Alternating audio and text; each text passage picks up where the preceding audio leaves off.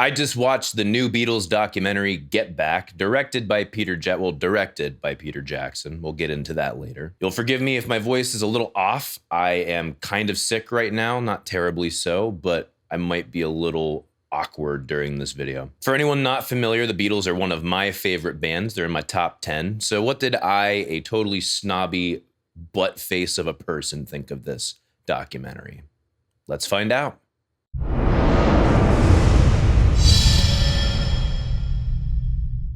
Before we get started, if you've seen Get Back, what are your thoughts on it? Let me know in the comments down below. This documentary is the writing and recording sessions for what would be their last album, Let It Be. Some of those writing sessions yielded some songs that would go on Abbey Road, but this would also be the last live performance the Beatles would ever do together. This documentary had no narration, very little text. It was about an 8-hour total experience with less than 3 pages worth of text. This was the raw audio and video from that time, and as far as I'm aware, the most real look at the Beatles we've ever gotten. This was footage that was meant to be used for like a documentary style TV special that would pair with the live performance, but partway through they wanted it to be a feature film.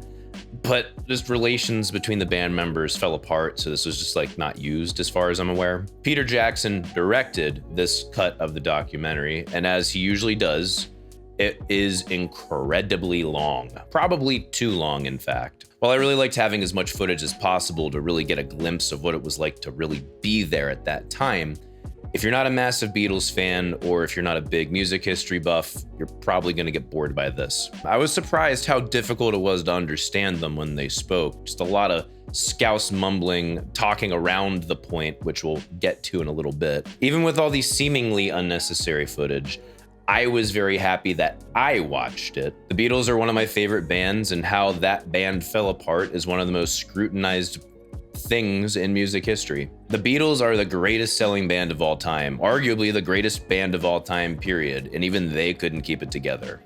What does that say? This documentary gives us a more accurate picture as to why, and I'd say just a more accurate picture as to who they are. Now, I will say, I don't think the documentary does a really accurate job of setting up the picture of what it was really like when they were going into these writing sessions. There was a lot of tension in the band coming off of the White Album, and they'd never said anything about that. Almost an exact quote from the text in the documentary, multi-track recording was making it so the Beatles didn't have to play with one another, tells you next to nothing. Between their manager Brian Epstein dying only a few years prior, maybe it was only 1 year prior, and all of their egos continually growing, the band relations were at an all-time low at this point. The documentary says the band enjoyed doing their Hey Jude live shoot promo video, and they wanted to make a whole album that was like that.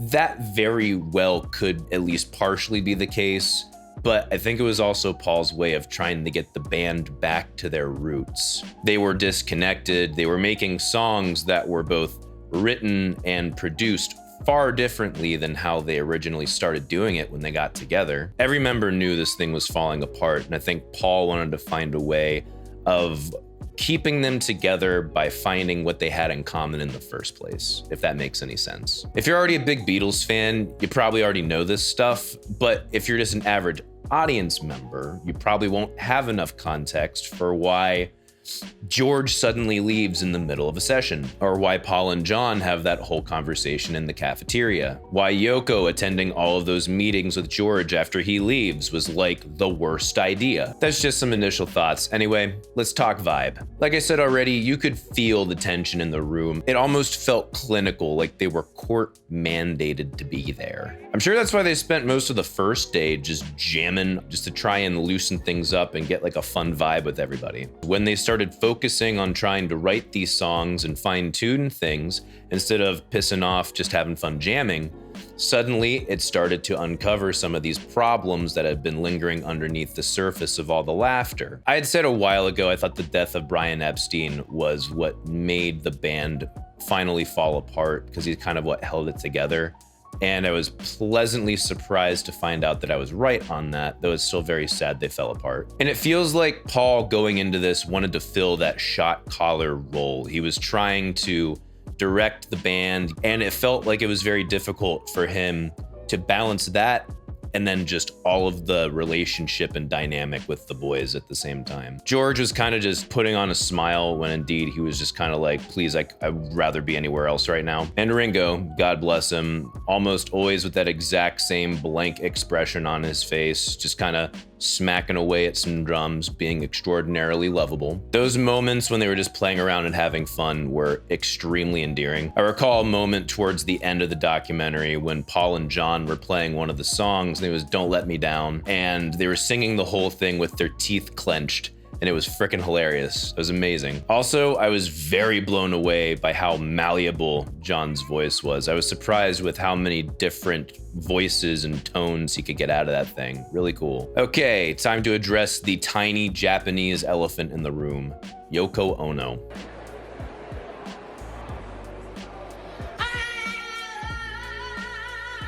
It's one thing to hear, as someone who didn't live through it or see any of the footage or literally wasn't there in person, that Yoko Ono and John were literally inseparable and that she would sit in on all the sessions. It's one thing to like read about it or like maybe see a picture or two or a little news clip. It's another thing completely to watch hours and hours of footage of all the Beatles, the Super Four, like the Untouchables, doing these writing sessions together.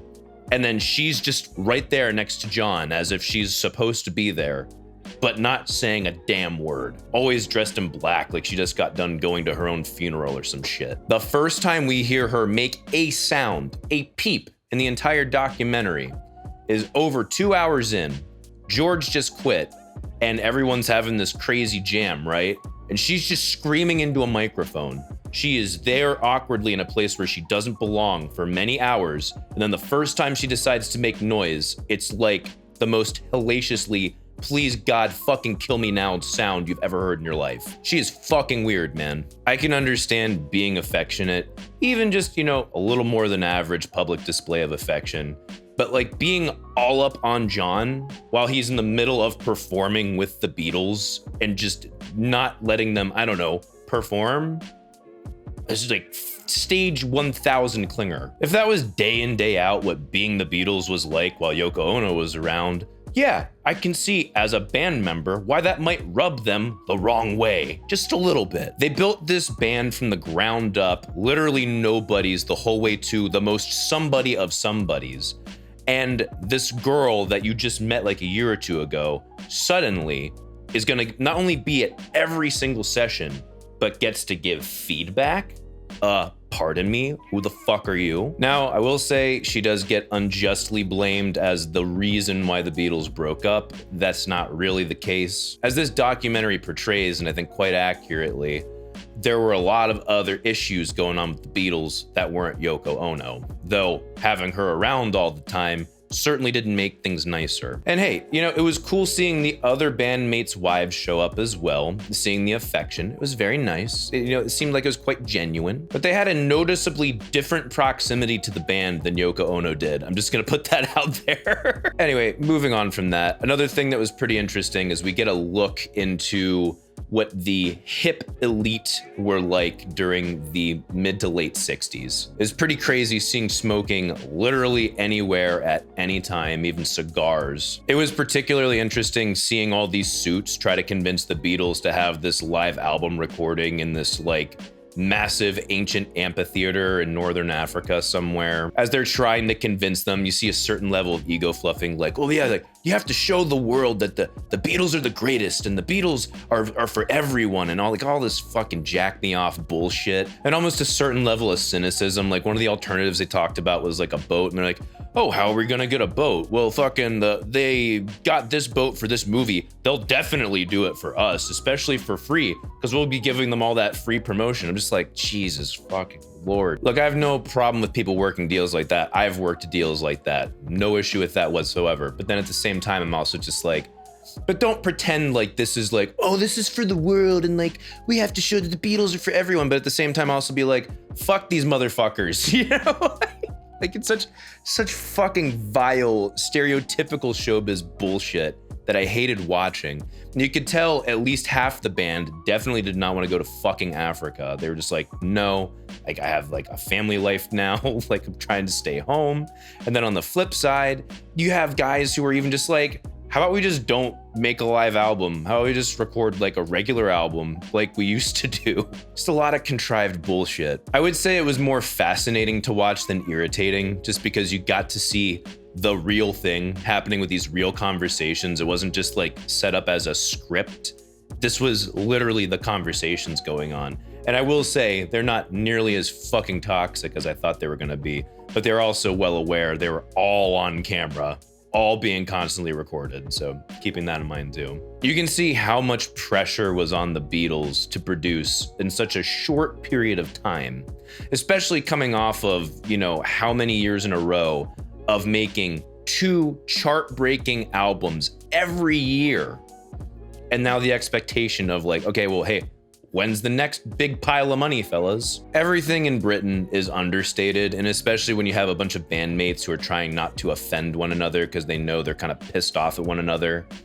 There's a lot of understatement, especially by American standards, but you can tell there's quite a bit of tension going on through the whole session. Even though there is also a lot of fun to be had. I don't want to underplay that. There is a lot of fun to be had with all of that. All right, enough with the tension and the bullshit. Let's talk about the cool moments. There's a lot of cool moments. It was incredibly cool, literally seeing the birth of some of the most iconic rock songs of all time, like on screen before you. Like literally one day they're just like, shit, we gotta come up with a song because fuck, we're running out of time. And Paul just comes up with Get Back in like a couple minutes. Or I, Me, Mine, written by George Harrison. I loved that little bit that he brought in. I hate the rest that was added after that writing process, but man, that little bit and like the whole story behind it, it was like, oh, that's so interesting. That's really cool. Like you literally watch him walk into a writing session and be like, hey guys, guess what I wrote in my hotel room last night? I, Me, Mine, like the song that we've known for years. It's like, it's really fucking cool. And like I said, they did touch on some Abbey Road stuff. The one that I remember particularly was Maxwell's Silver Hammer. That was a lot of fun, especially the one random fucker with the glasses hitting the thing with the hammer, like live as they're jamming it. That was a lot of fun. As a musician with some production experience, it is freaking wild to see the Beatles, one, playing on all this classic gear that was like state of the art at the time. But then on top of that, all of these techs who have to work with all of this gear that I'd just be like, holy shit, like, I don't, where do we start with tape? What? You know, making a makeshift control room in their jam space and with an 8-track machine that's gonna capture all of them. Like, holy shit. Massive appreciation and massive dick energy to those guys. Freaking rock on. Seeing so many of the jam or writing takes, like of these unevolved versions of these classic songs that we know and love, or even just multiple different takes for the recording of all of these songs that we know and love was really cool to watch. Hearing the tiny little differences between the final take and the alternate takes, really interesting to me. You know, you get real nerdy about this shit, I guess. As sad as it was, from a nerd historian perspective, it was really cool to see the moment that George was like, hey, we're taking lunch. Yeah, I think I'm about to leave the Beatles. You know, like literally like something as casual as that. He just walks out the door, and seeing the rest of the band's reaction to it, very human. They kind of went wild and started playing some absolutely crazy shit. Like, especially for that time, it was very crazy. It was like you could kind of tell by their extreme emoting and acting out that they were trying not to accept in their brains that like George was gone.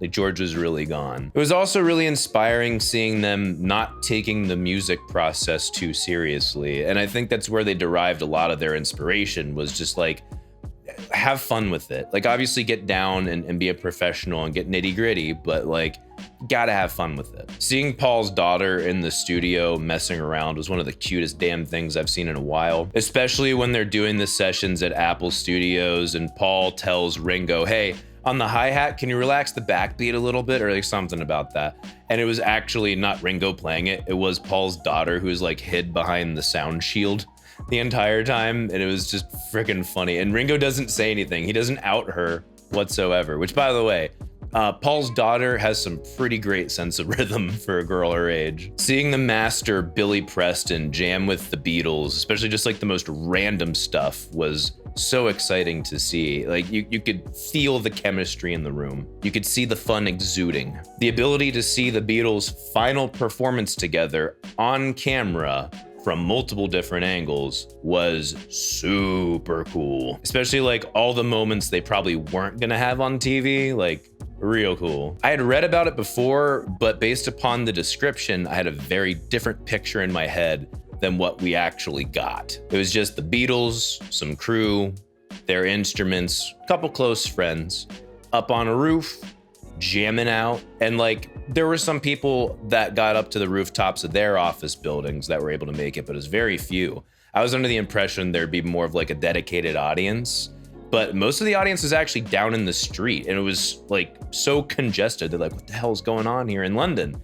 That actually wound up stopping traffic. And then they had 3 cameras down there to get the reactions of people as it was going on. It was really well done. At one point, you see this old lady who's on the rooftop, like immediately adjacent to them, just like leaning over, watching them intently and just like jamming out by herself. It was just, oh gosh, the most wholesome moment. It was so good. When you think free concert open to the public in the middle of London, you think, oh yeah, they had this cleared with authorities.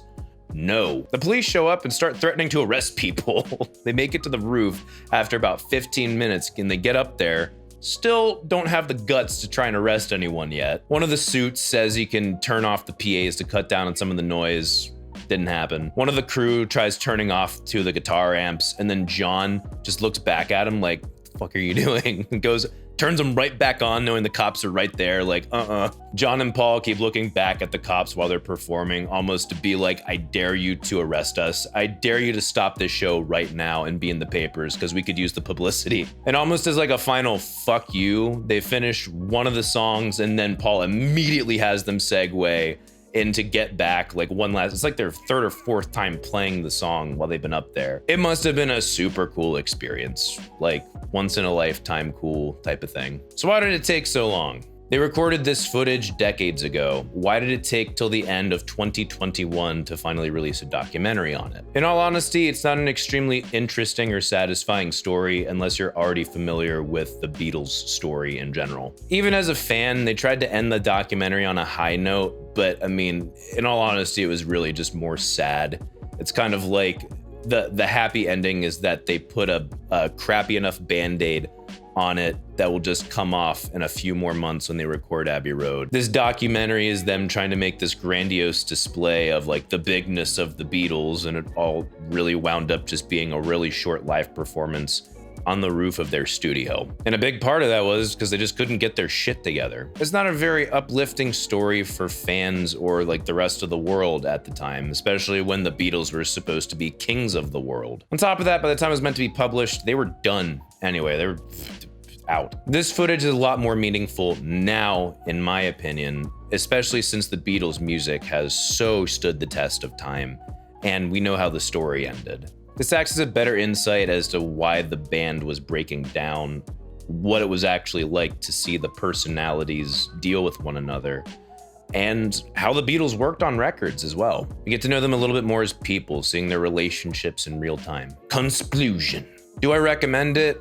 If you're willing to take the 8 hours of going through all this, yes, it's a pretty cool insight, I must say. Some of it can be pretty hard to follow from time to time, especially with people talking about things that could really use more context, in my opinion. I will say in hindsight, I think these episodes could be trimmed up to like an hour and a half digest a piece with some supporting interview for hindsight or insight into what's going on. But I will say at the same time, I think there is a lot of value to having this much raw footage to see the real thing yourself in real time, with no filters, next to no commentary, and come to your own conclusions. Especially with each episode being the length of a Lord of the Rings film, that gives you a lot of footage that normally would stay on the cutting room floor, and I think gives you a better idea of what the real story is. It was good, but outside of doing some research for a Beatles video or just a Beatles discussion or whatever, I don't know that I would really want to watch the entire thing again. It's very long and there's a number of spots where the lulls hit, though I'll probably watch that live performance again.